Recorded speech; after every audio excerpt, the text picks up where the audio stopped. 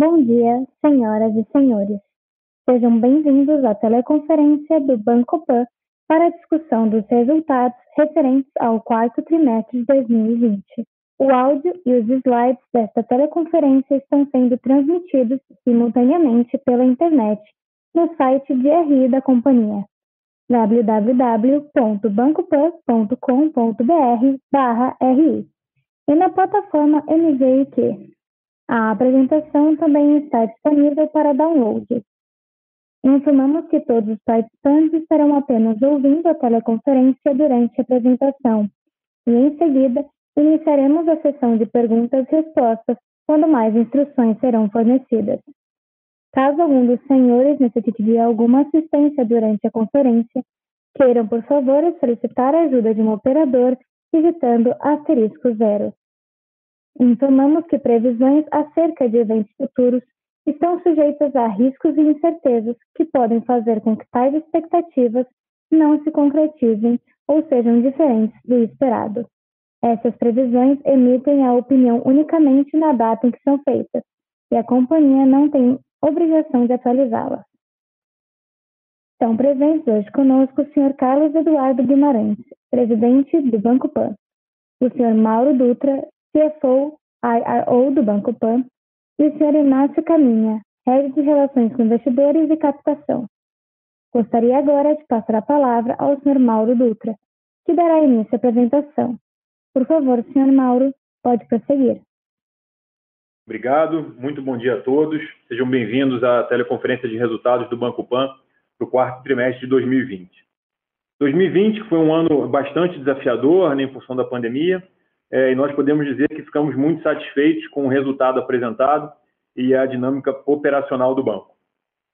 Julgamos que estamos preparados para continuar crescendo com bastante qualidade e assertividade nos negócios em que operamos. Eu vou dar início à apresentação pelo slide 2, o slide dos nossos destaques, começando pela originação. Nós originamos 3,4 bilhões de reais no quarto trimestre de 2020, na média, o que representa um aumento de 50% em relação ao trimestre passado e mais de 80% em relação ao mesmo trimestre de 2019. Esse volume representa um recorde de originação para o banco em todos os produtos que operamos, e isso a gente passa em mais detalhes ao longo da apresentação. A nossa carteira atingiu quase 29 bilhões de reais, 28,9 bilhões de reais, um crescimento superior a 20% no ano contra ano e 14% no terceiro tri. Essa originação, essa carteira nos levaram a um LAIR de 261 milhões de reais no trimestre, em linha com o último trimestre, mais de 20% em relação a 2019, e um lucro líquido de 170 milhões de reais, em linha também com o último trimestre. Para o ano de 2020, o LAIR foi de 938 milhões de reais e o lucro líquido de 656 milhões de reais, ambos bem superiores a 2019, com um lucro quase 30% superior ao ano anterior.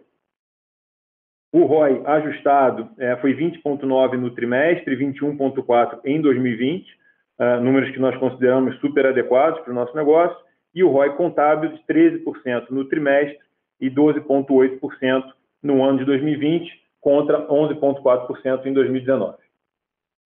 Patrimônio líquido do banco fechou dezembro de 2020 em 5,3 bilhões de reais, um avanço de quase 10% em relação ao ano anterior, com índice de Basileia full composto por Core Tier 1 de 15,9%. Dando sequência, no slide 3, a gente traz os indicadores de inadimplência da nossa carteira. Então, como vocês podem observar no gráfico, tanto o over 15,90 quanto o over 90 tiveram redução expressiva nesse trimestre, o 15,90 atingindo 6,3% no quarto tri contra 7,3% no trimestre anterior, e sendo o valor mais baixo da série apresentado no gráfico, e o over 90 diminuiu de 6,7% para 5,5%. Vale sempre ressaltar aqui que menos de 1% da nossa carteira foi prorrogada durante o ano de 2020, em função da pandemia, e que 97% das parcelas prorrogadas já foram quitadas. Então, esses números refletem a real situação da carteira do banco, muito embora nós sigamos com um monitoramento bem próximo e observando as condições macroeconômicas das nossas decisões de crédito. Seguindo para o slide 4, esses indicadores de inadimplência apresentados anteriormente conversam com uma provisão menor. Então, no gráfico de barra, vocês observam que a despesa absoluta com provisão caiu no trimestre de 366 milhões de reais no terceiro tri para 329 milhões de reais no quarto trimestre, ao passo que a recuperação de crédito também melhorou, aumentou de 66 milhões de reais para 82 milhões de reais. Essa melhora nos números absolutos também gera uma melhora relativa na despesa contra a carteira, que saiu anualizado de 4,8% no terceiro tri para 3,6% no quarto tri. Esse número também impactado pelo crescimento expressivo de carteira que tivemos no trimestre. Vale ressaltar aqui a resiliência do portfólio, a gente vai abrir mais em detalhe, mas 93% composto por consignado e a carteira que tem colateral, e a mensagem que a gente tem sempre frisado desde o segundo tri, dada o baixo nível de renegociação e as quase ínfimas postergações que nós fizemos, nós temos bastante conforto em dizer que os números de provisão e inadimplência refletem o total impacto da crise aqui no banco e deixam o nosso balanço bem sólido para o que a gente vai ter ao longo dos próximos trimestres. Eu vou passar agora a palavra para o Inácio, que vai conversar com vocês melhor sobre os números do banco. Bom, dando sequência aqui, então, no slide 5, a gente apresenta os principais números e indicadores do trimestre. No gráfico do canto superior esquerdo, a gente vê a evolução da margem financeira líquida, que encerrou o trimestre em 1,6 bilhão, apresentando 21,9% dos ativos, avançando aí por conta do aumento da carteira, os bons níveis de spread das operações e também as cessões de carteira. A gente já comentou sobre as despesas com provisões que recuaram, e as demais despesas totalizaram 991 milhões no trimestre, aumentando principalmente por conta da originação. No consignado, as comissões naturalmente têm um impacto maior no início da operação, e a originação foi recorde, então isso tem um efeito direto aqui. E, além disso, a conta digital também cresceu de forma importante e, naturalmente, tivemos mais despesas com a aquisição dos novos clientes. Nesse bloco das despesas administrativas e de pessoal, a gente também fez um on-off de 41 milhões, que respondem aí praticamente por todo esse aumento. A gente não vai ver isso para frente, isso decorre do investimento que a gente tinha feito com a formalização digital, que já avançou de forma muito relevante durante a pandemia, e por isso a gente baixou esse montante. Mesmo com todos esses efeitos, a gente encerrou o trimestre com um LAIR de 261 milhões, um lucro líquido atingindo 171 milhões de reais, em linha com o último trimestre, e a gente, então, ficou com um ROE ajustado ali na casa de 21%, um patamar bastante robusto. No slide seguinte, a gente tem as mesmas informações agora sobre o ano de 2020 fechado. Então, a gente vê um avanço da margem bastante significativo, somando 5,4 bilhões, 19%. As despesas também avançaram, totalizando ali cerca de 2,9 bilhões, refletindo não só a aceleração da originação, mas também os investimentos em tecnologia e a conta digital, que praticamente não impactou 2019. E ainda assim, a gente viu essa evolução bem expressiva do LAIR, totalizando 938 milhões, 35% acima do que a gente fez no período anterior, né, em 2019, e o lucro líquido, então, 656 milhões, com o ROI ajustado na casa de 21%, 22%. Então, a gente está bem satisfeito com essa performance. No slide seguinte, a gente tem o ROI ajustado, que a gente faz a composição partindo do ROI contábil, né? Então, na prática, essa métrica tem dois ajustes, um no lucro líquido e um no equity. No resultado ajustado, a gente exclui o excesso de despesa financeira daqueles CDBs legados, de forma que a gente teria um resultado de 224 milhões maior no trimestre, ou acumulando o resultado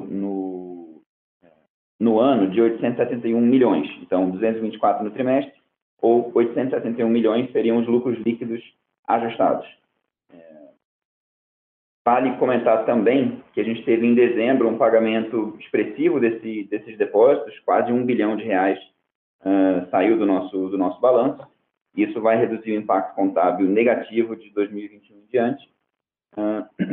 E aí o outro ajuste que a gente faz, que é do lado do equity, a gente exclui o excesso de crédito tributário do prejuízo fiscal, vem do legado, que não permite alavancar o balanço, e assim a gente compara, então, o resultado ajustado com o equity ajustado, de forma que a gente sai dos 13% ali de ROI contábil para o ROI ajustado na casa de 21%. Então, são dois ajustes simples de entender e fácil de isolar e transmitem melhor o retorno do banco na margem.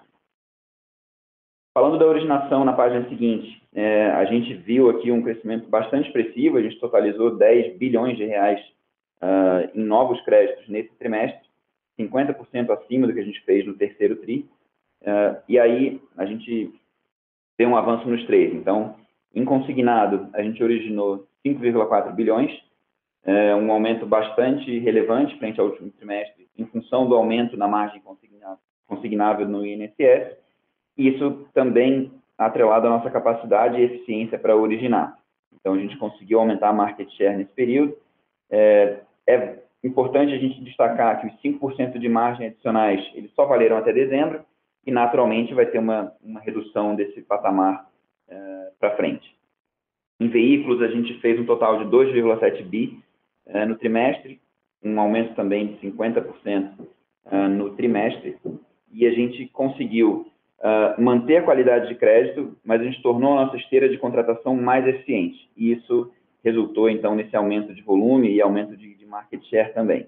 E, por fim, as transações com cartão de crédito também aceleraram, alcançaram 2,2 bi no trimestre, refletindo o ótimo desempenho da conta digital e das nossas parcerias.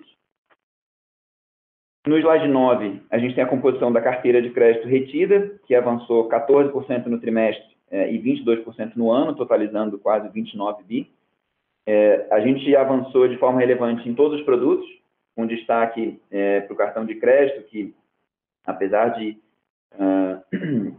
6% no portfólio, ele cresceu 63% no ano.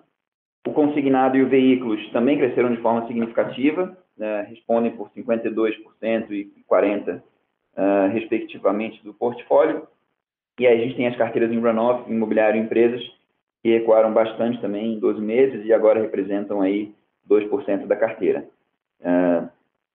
Vale sempre reforçar, né, que a representatividade das carteiras, tanto de consignado quanto as carteiras com garantia, somam aí 93% do portfólio, e a nossa carteira renegociada também é muito pequena, 0,5% do total.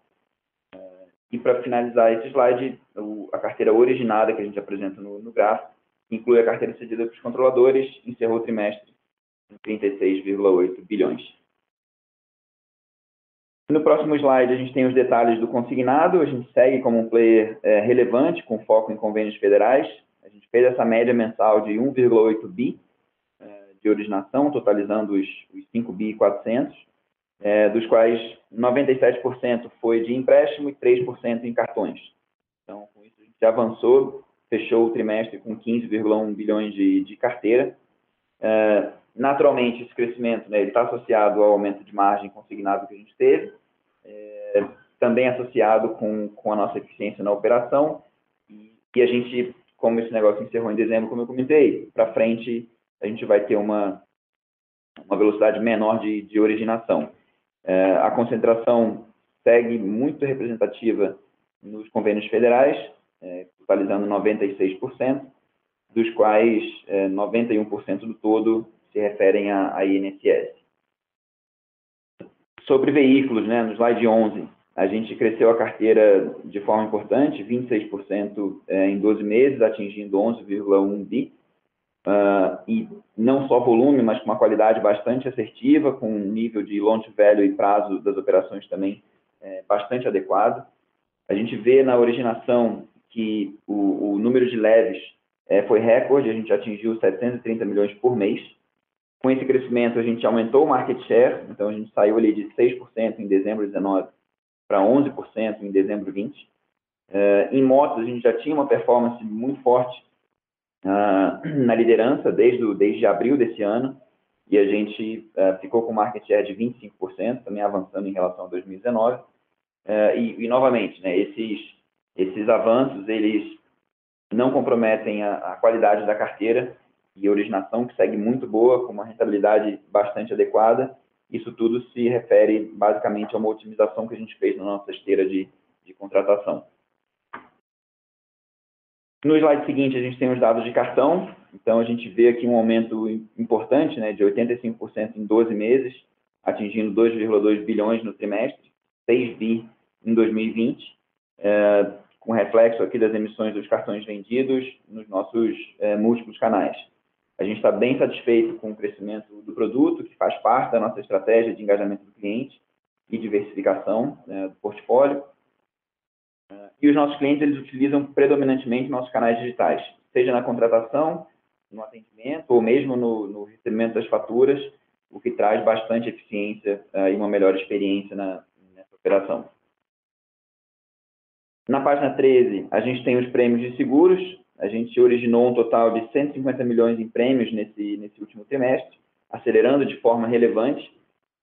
Esse crescimento está alavancado pela ótima performance da originação de veículos e também do lançamento em 2020 de 3 novos produtos, por exemplo, o Garantia Mecânica e também o Seguro no Consignado.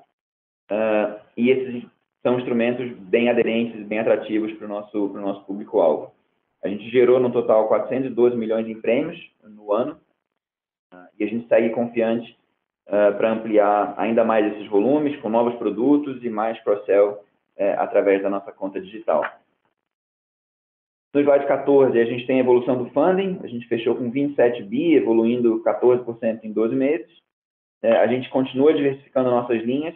A gente vê novas iniciativas com a conta digital, também contribuindo para a pulverização da nossa base com o mercado através de clientes diretos. E, além disso, a gente mantém uma posição bastante forte com as plataformas de distribuição e com o público institucional. Já comentei, mas vale reforçar que a gente pagou quase 1 bilhão daquele CDB legado pré-fixado em dezembro, de forma que o balanço fica mais leve de 2021 em diante. E aí, no slide 15, a gente tem as informações sobre capital. Nossa Basileia encerrou o trimestre em 15,9, integralmente composta por capital principal, demonstrando um nível bem adequado de capital, que dá continuidade à nossa estratégia de crescimento.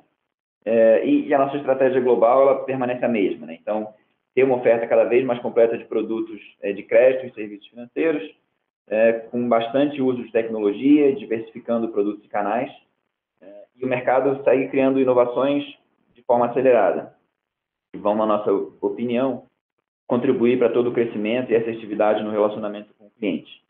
E aí, com isso, a gente conclui a apresentação e abre para as perguntas. Iniciaremos agora a sessão de perguntas e respostas para investidores e analistas. Caso deseje fazer alguma pergunta, por favor, digite *1. Se a sua pergunta for respondida, você pode sair da fila digitando a tecla sustenido.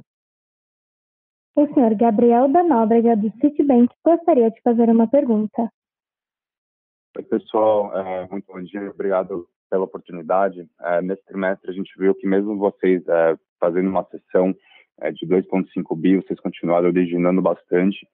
E aí, é lógico que a gente entende que no segmento de consignado teve uma maior demanda pelo aumento da margem consignável, mas eu queria entender se nos outros segmentos, tipo auto e cartão de crédito também, se vocês mudaram o apetite de risco de vocês, ou realmente isso veio de uma demanda que está vindo muito forte, e eu faço outra pergunta depois. Obrigado. Obrigado, Gabriel, pela sua pergunta. Em relação à sessão, sim, como a gente tem conversado, a sessão a gente enxerga como um bom business para o banco, é um fee business que nos auxilia na gestão do banco, tanto no que se refere a capital, liquidez, então é uma ferramenta que a gente espera continuar usando. Em relação à originação nos produtos consignados, que você já comentou bem, houve um evento específico no quarto trimestre, né, que não perdura para o ano de 2021, então a gente não espera um nível tão alto. Em veículos e cartões não houve nenhuma diferença em relação a métricas de crédito. Em veículos houve uma otimização na esteira de produção das operações, mas sem mudança de risco, e também sem mudança de risco em cartões. Nós seguimos animados com esses produtos para 2021, obviamente monitorando a situação macroeconômica e os indicadores do nosso portfólio, que, como nós colocamos na apresentação, tem se mostrado bem resiliente. Tá ótimo. E aí, minha outra dúvida é com relação à sessão também. Eu queria entender um pouco mais se essa melhora bem expressiva que vocês tiveram no índice acima de 90 dias de inadimplência, se teve algum impacto aqui da sessão que vocês fizeram, ou se o grosso disso realmente veio porque a qualidade ela está vindo muito melhor que o esperado. Perfeito. Não tem qualquer impacto de cessão. As sessões que nós temos realizado são de carteira de consignado, então a melhora do indicador de inadimplência vem da qualidade de praticamente todos os produtos do banco. Ótimo, muito obrigado. E só para ficar claro, a carteira cedida de consignado é carteira em dia, não teve cessão de NPL nesse período. Tá ótimo, obrigado. Nada, obrigado você pela pergunta. O senhor Pedro Leduc, do Itaú BBA, gostaria de fazer uma pergunta. Bom dia a todos, parabéns pelo resultado. Puder nos ajudar a entender um pouquinho mais o que levou a essa alta expressiva aí no grupo de cartão de crédito, né, 60% no ano. Claro que uma série de medidas aí, mas poder nos ajudar a quebrar isso um pouco entre crescimento de base de cartões, talvez, né, os co-branded entrando mais forte, maior limite para o cliente, ou talvez melhores processos, ou até talvez um maior apetite de risco da parte de vocês, tá? Obrigado. Ótimo, Pedro. Muito obrigado pela pergunta também. Em relação a cartões, como eu comentei na pergunta anterior, não houve mudança nas métricas de crédito e também na concessão de limite. A gente manteve o trabalho que a gente já vinha fazendo, então não tem mudanças nesse sentido. E o crescimento do faturamento, né, ou da produção, vamos chamar assim, vem da nossa base de clientes que vem aumentando e também de parcerias. Nós temos fechado novas parcerias, principalmente ao longo dos últimos trimestres, e essas parcerias têm sido bem frutíferas em trazer novos clientes para o banco com engajamento em cartões, mas não tem um driver específico entre esses grupos para explicar o crescimento e também não tem mudança de limites ou qualidade de crédito. Nisso a gente tem ficado estável. Entendi. Então, a gente entender que é realmente base aí de clientes, tanto sua como o das parcerias, né? E fazendo uma follow-up aqui, né, olhando a margem financeira com clientes muito forte no TRI, né, subindo bem próximo ao crescimento de carteira. E olhando aqui o crescimento mais expressivo em cartão de crédito, dá um certo conforto em termos de margem para clientes em 2021, né, que sejam via mix aí, ou talvez até a oportunidade para vocês começarem a melhor precificar risco. Faz sentido pensar em margem financeira realmente aumentando próximo, melhor que carteira em 2021? Olha, o que a gente tem observado, isso não vale para o cartão, mas vale para todos os produtos, são bons níveis de originação, né? A gente tem conseguido originar mesmo nesse momento de maior crescimento em níveis que nós consideramos bastante adequados, seja de margem ou principalmente olhando todas as linhas, né? Olhando a última linha. Então, a gente não gosta muito de trabalhar com guidance, porque as condições podem mudar, mas acho que vale a visão de que a margem deve continuar sólida olhando para frente. Legal, obrigado e sucesso no ano. Obrigado, Pedro. O senhor Renan, do Santander, gostaria de fazer uma pergunta. Oi, bom dia, Cadu, bom dia, Inácio, obrigado pela oportunidade, parabéns pelo resultado aí. Eu queria ouvir um pouco do digital de vocês, como é que está indo. Eu sei que vocês não estão abrindo KPIs nesse momento, mas a gente viu aí originação digital de consignado e alto, super alto. Como é que está, de ponto de vista qualitativo, como é que está evoluindo a originação de clientes, crédito, etc. E aí eu vi que até vocês abriram um pouco mais a parte de seguro. Se tem alguma influência do digital nessa emissão aí de prêmios de seguro. E depois eu faço uma segunda pergunta. Obrigado. Bom dia, Renan. Obrigado pela pergunta. Com relação ao digital, né, eu vou separar essa resposta em duas. Primeiro, assim, a formalização digital, que é um subconjunto da nossa estratégia digital. A formalização digital, ela cresceu muito aí ao longo do ano de 2020, atingindo quase 100%, né, das operações de veículo e consignado acima de 70%. E isso foi muito importante para a gente poder originar esses valores ao longo de 2020. Mas o banco, ele é muito mais do que a formalização digital. Nós somos um banco digital, onde temos na tecnologia, né, a nossa grande base. Lançamos em fevereiro de 2020 a conta corrente digital, que ela vem para complementar a estratégia do banco, tentando aumentar o cross-sell, o upsell e o lifetime value de nossos clientes. Estamos bem satisfeitos com a performance, né, da conta corrente até esse momento. Decidimos estrategicamente ainda não abrir números, mas assim é um negócio que a gente está super satisfeito e que acha que vai complementar de forma relevante a estratégia do banco aí para o futuro próximo. Com relação ao seguro, sim, o seguro teve parte do aumento, foi do aumento da originação, porque a gente vende seguro, né, junto com as operações de crédito, né, na oferta junto com o crédito, tá? E além disso também tem parte que está começando na conta digital. Então é outro business que a gente vê uma boa perspectiva de crescimento para daqui para frente. Legal, obrigado. E a minha segunda pergunta é mais entender um pouco aí como é que está a evolução de crédito, qualidade, porque assim, se a gente olhar, a carteira de vocês cresceu 22%, a inadimplência caiu 40 bips e a PDD caiu 8%. Dado que vocês renegociaram muito pouco, né? Então, o que ajuda a entender essa dinâmica aqui e como é que deve ser para frente? A evolução de provisão deve crescer mais em linha de crescimento de carteira ou tem algum espaço ainda, vocês estão vendo na margem algum espaço ainda de melhora de qualidade de crédito? E só uma confirmação, na sessão de carteira, como eu entendo que é uma sessão de consignado em dia, na verdade a sessão ela até teria um impacto negativo, né? Porque ela diminui sua base. Isso, Renan, você tem razão com relação à sessão. É uma venda de uma carteira de consignado em dia e diminui a base. Tá? Então, não tem nenhuma venda de algo vencido. Com relação aos indicadores de crédito, inadimplência, PDD, de fato, né, a gente está bem satisfeito com a performance de 2020. Como você bem colocou, não fizemos provisões relevantes, foi uma parcela ínfima da nossa carteira, e o número do banco ele é totalmente comparável com aquele que era antes. Então, assim, é fácil de entender aquilo que está acontecendo na nossa carteira.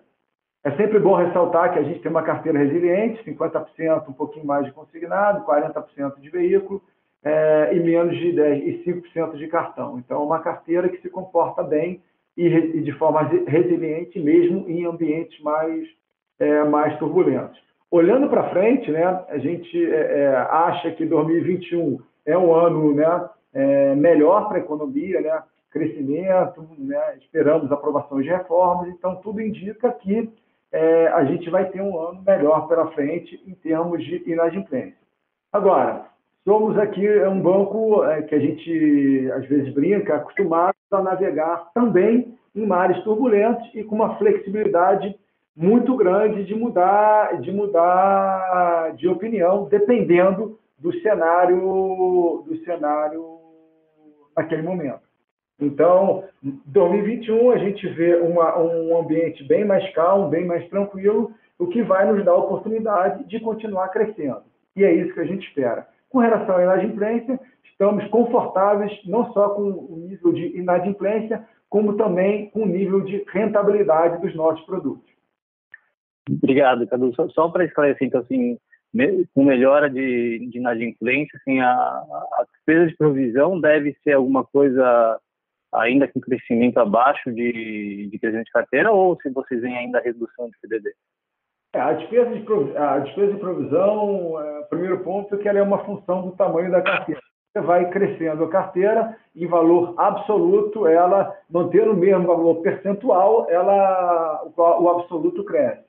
Então, mas o que a gente está bem confortável com o nível de provisão que a gente tem, nosso balanço sólido, capital próximo de 16%, tudo Tier 1.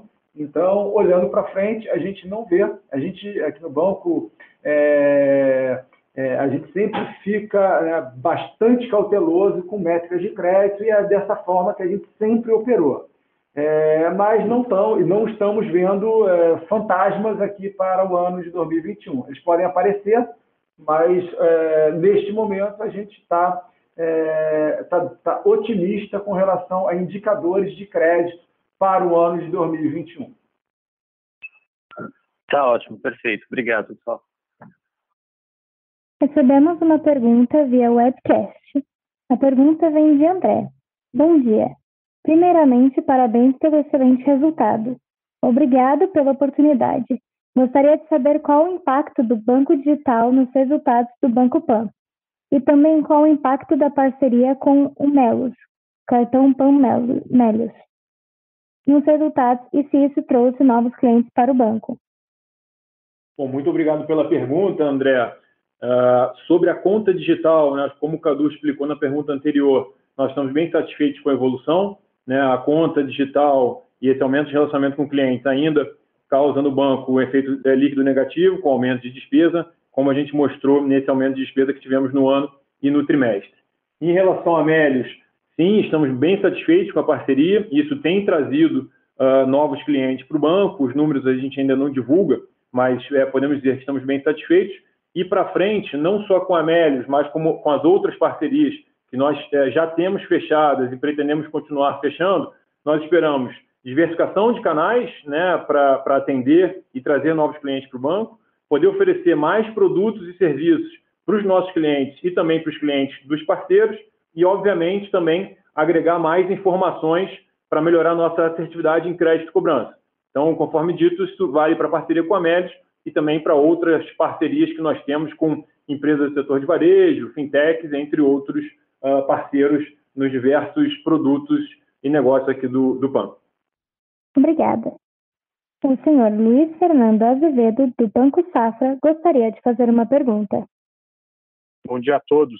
A minha pergunta é mais um follow-up a respeito do que vocês falaram um pouco com relação à dinâmica de carteira. Eu queria entender de vocês agora que o cenário está um pouco mais construtivo com relação à economia, né? Se faz sentido imaginar que vocês vão ceder menos carteira e reter mais, né? E se nesse contexto dá para imaginar uma aceleração do crescimento da carteira de crédito. Acho que essa é a minha primeira pergunta. Bom, Luiz, obrigado pela pergunta. Com relação à cessão, como o Mauro tinha comentado anteriormente, é um instrumento, é um business que a gente tem aqui no banco e é um instrumento que a gente utiliza bastante para otimizar capital e funding. Então, olhando para frente, né, é um business que a gente quer continuar a ter, tá? E a gente vai calibrando isso na medida que a gente ache uma forma importante para a gente gerir o banco. Então, o que a gente espera para esse ano, sim, é continuar cedendo e calibrando, né, preços e quantidades ao longo do ano, dependendo, né, do desenrolar aí dos negócios. Então, vamos continuar cedendo, certo? E calibrando o tamanho de acordo com os preços de cada transação, dos preços da captação. Então, tudo isso a gente leva em consideração no momento de ceder. Mas dá para imaginar que a carteira vai apresentar uma aceleração maior agora?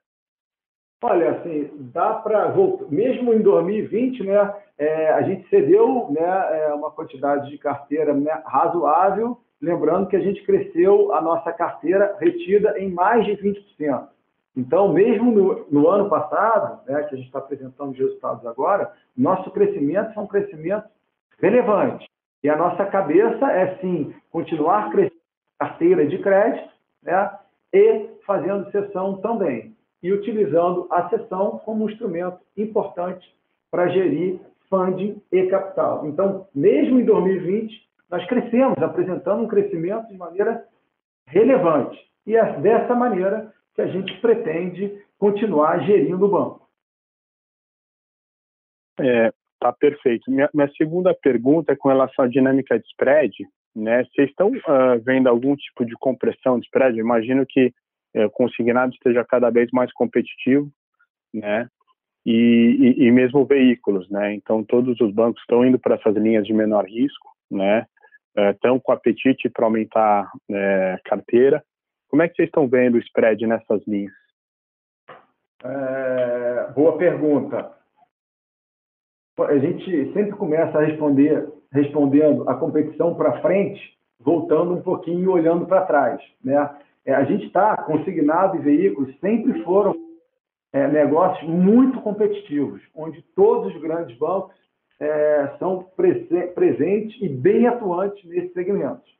Então, quando olhamos, né, a competição para frente, a gente sempre gosta de achar que ela vai aumentar, e isso, né, leva o banco a se desenvolver cada vez mais.